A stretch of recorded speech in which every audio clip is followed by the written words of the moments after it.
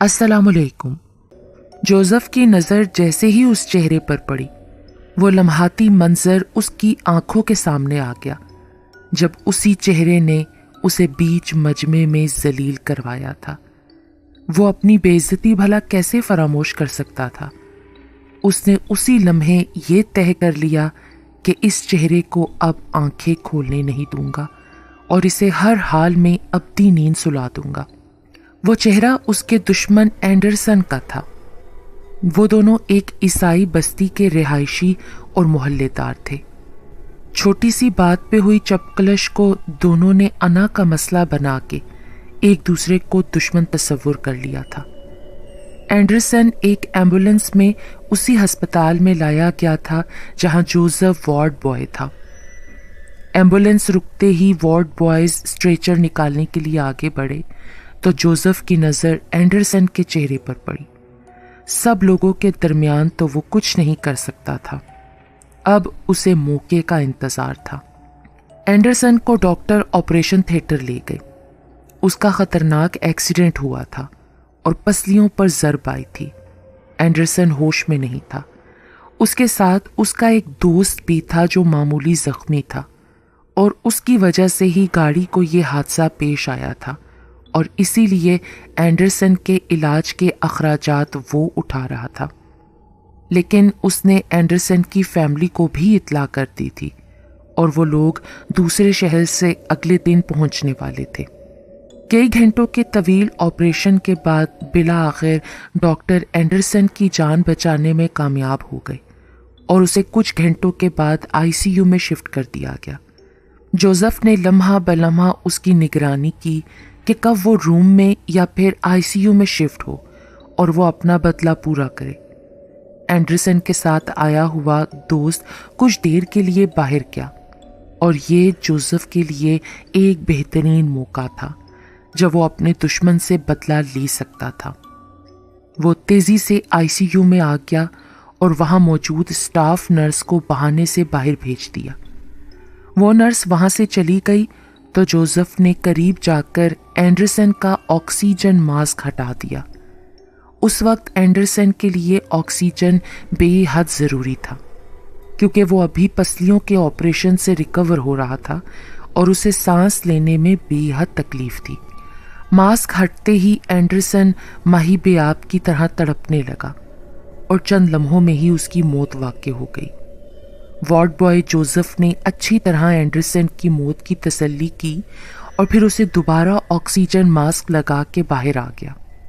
باہر آ کے جوزف نے سکون کا سانس لیا کہ اسے یہ سب کرتے ہوئے کسی نے نہیں دیکھا۔ اب اس نے 3 دن کی درخواست لکھی، چھٹی کی اور سینئر کے پاس لے گیا۔ جوزف کبھی بھی چھٹی نہیں کرتا تھا۔ اب جو چھٹی کی درخواست دی تو وہ فوراً منظور کر لی گئی، اور وہ اسی وقت چھٹی پہ چلا گیا، کیونکہ وہ نہیں چاہتا تھا کہ اینڈرسن کے بھائی سے اس کا سامنا ہو جو اسے نہ صرف جانتا تھا بلکہ اینڈرسن اور جوزف کے درمیان ہونے والے جھگڑے سے بھی واقف تھا۔ جوزف کی چھٹی کی درخواست منظور ہونے کے بعد سرد خانے کے باہر عاصم نامی وارڈ بوائے کی ڈیوٹی لگی۔ عاصم ایک نشئی وارڈ بوائے تھا جو آن ڈیوٹی بھی نشے میں پایا جاتا تھا، اس لیے بھی شاید انتظامیہ نے اس کی ڈیوٹی سرد خانے کے باہر لگا دی کہ مردوں نے کون سا اٹھ کر باہر آ جانا ہے، ایک فارمیلٹی ہی ہے، یہ ڈیوٹی تو چلو عاصم کر لے گا۔ وہ بیٹھ کر کرسی پر اونگتا رہے گا۔ رات کے 12:30 بج رہے تھے جب سرد خانے سے کچھ گھنگروؤں جیسی آواز آنی شروع ہوئی۔ عاصم نیند کے نشے میں تھا، اسے کچھ محسوس نہیں ہوا، لیکن تھوڑی دیر بعد یہ آوازیں واضح ہو گئیں۔ پھر ٹن ٹن ٹن کر کے کچھ گرنے کی سی آوازیں آئیں۔ اب عاصم کی آنکھ کھلی، اور جب اس نے آوازیں سنی تو اس کے پسینے چھوٹ گئے۔ عاصم کا نشہ اتر چکا تھا، وہ فطرتاً ایک بزدل انسان تھا۔ ہمت کر کے وہ سرد خانے میں آوازوں کا کھوج لگانے گیا تو کیا دیکھتا ہے کہ ہر لاش جو اسٹریچر پر رکھی تھی اس کے پیر میں بندھے ہوئے تانبے کے ٹوکن فرش پر گرے پڑے ہیں۔ یہ ایک سرکاری ہسپتال تھا اور یہاں سرد خانے کے طور پر ایک ایسی روم تھا جہاں لاشیں اسٹریچر پر ڈھکی رکھی تھیں۔ ابھی وہ سوچ ہی رہا تھا کہ یہ کس کا کام ہو سکتا ہے، کہیں سے قدم گھسیٹ کر چلنے کی آواز آئی، اور پھر ایسی آوازیں آئیں جیسے کسی کی سانس اکھڑ رہی ہو۔ عاصم کو یہ آوازیں بتدریج قریب ہوتی ہوئی محسوس ہوئیں، اور جیسے ہی اس نے گردن گھمائی تو اپنے پیچھے ایک لاش کو کھڑے پایا۔ لاش کو کھڑے دیکھ کر عاصم کی حالت غیر ہو گئی۔ وہ اس لاش سے انجان تھا۔ یہ اینڈرسن کی لاش تھی۔ اینڈرسن کا چہرہ بالکل سفید تھا اور اس کی آنکھیں خون رنگ کی ہو رہی تھیں۔ اینڈرسن نے بازو عاصم کی گردن میں ڈال کر ایک جھٹکا دیا اور 1 منٹ کے اندر ہی عاصم کی موت واقع ہو گئی۔ اس کی گردن کا منکا ٹوٹ گیا تھا اور وہ موقع پر ہی دم توڑ گیا تھا۔ صبح سٹاف کو عاصم کی لاش سرد خانے میں ملی۔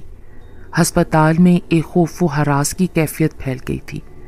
ہسپتال کی انتظامیہ نے فی الحال اس بات کو دبا دیا، کیونکہ پھر کوئی بھی وارڈ بوائے سرد خانے کے باہر ڈیوٹی نہیں کرتا اور لاشیں چوری ہونے کا خدشہ تھا۔ بہرحال جیسے تیسے ایک اور وارڈ بوائے کو اوور ٹائم کے لالچ میں راضی کیا گیا۔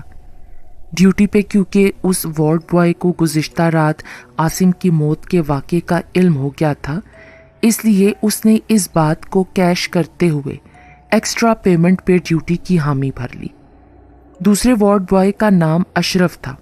اشرف ایک جی دار شخص تھا، اس لیے اسے ڈیوٹی کرنے میں کوئی قباحت محسوس نہ ہوئی۔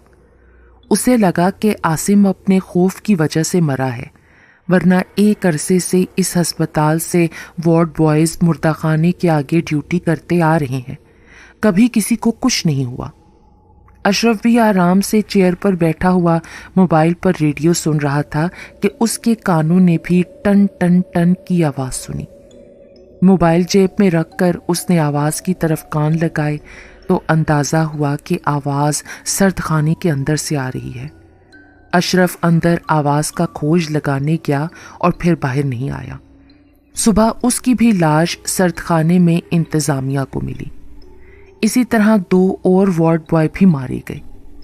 اب انتظامیہ نے جو لوگ چھٹی پر گئے ہوئے تھے ان کی چھٹی منسوخ کر کے ان کو واپس بلا لیا، کیونکہ گورنمنٹ جاب تھی اور نہ حاضر ہونے کی صورت میں سسپینڈ ہونے کا اور کانٹریکٹ ختم ہونے کا خدشہ تھا۔ اس لیے جوزف کو واپس آنا پڑا، اور آخر کار جوزف واپس آ ہی گیا۔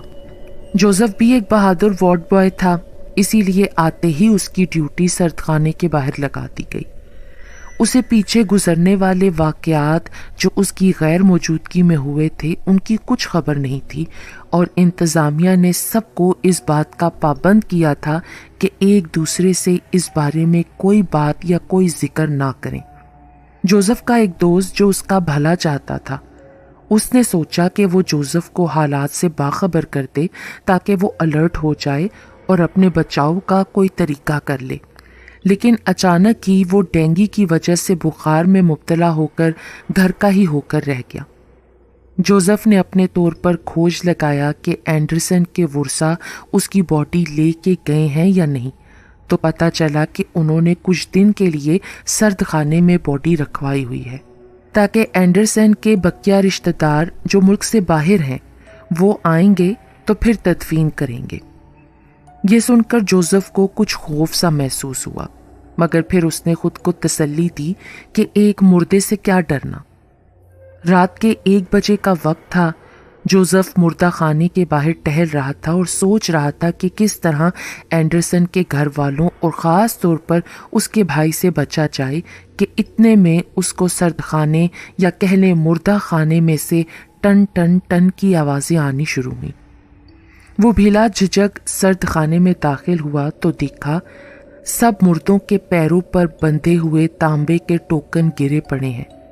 اب کس کا کون سا ٹوکن تھا یہ تو فائل میں درج تھا، سو وہ یہ کام صبح کرے گا۔ وہ سرد خانے سے نکلنے ہی لگا تھا کہ اکھڑتی سانسوں کی آواز کے ساتھ ملی ہوئی اینڈرسن کی کھڑکھڑاتی ہوئی آواز اس کے کانوں سے ٹکرائی۔ آ گئے جوزف، مجھے تمہارا ہی انتظار تھا۔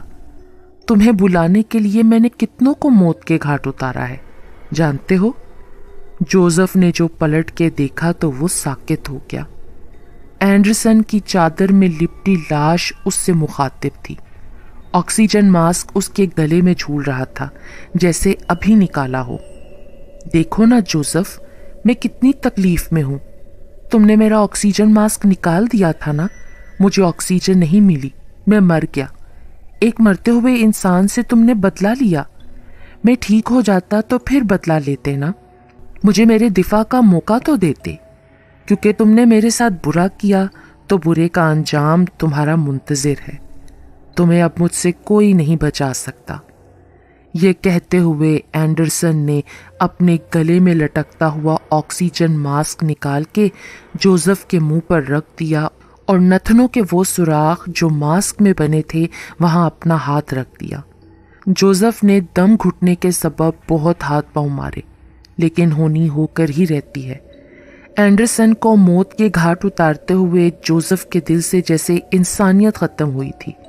اب وہی سب اس کے ساتھ اینڈرسن کی لاش کر رہی تھی۔ صبح سردخانے کے آگے جوزف کی آکسیجن ماسک لگی لاش موجود تھی اور لوگ حیران تھے کہ جوزف کو آکسیجن ماسک کیوں اور کس نے لگایا اور اس کی موت کیسے ہوئی۔ یہ موت تب تک معمہ رہی جب تک اینڈرسن کے گھر والے اس کی باڈی لینے نہیں آئے، اور پھر اس کے بھائی نے اور سٹاف نرس نے جو واقعات لوگوں کو بتائے تو ان کی کڑیاں ملا کر لوگ اس نتیجے پر پہنچے کہ جوزف ہی اینڈرسن کا قاتل تھا اور اینڈرسن کی لاش نے ہی جوزف کا قتل کیا ہے۔ اینڈرسن کی باڈی سردخانے سے لے جانے کے بعد اس سردخانے کے باہر کسی بھی وارڈ بوائے کا قتل نہیں ہوا۔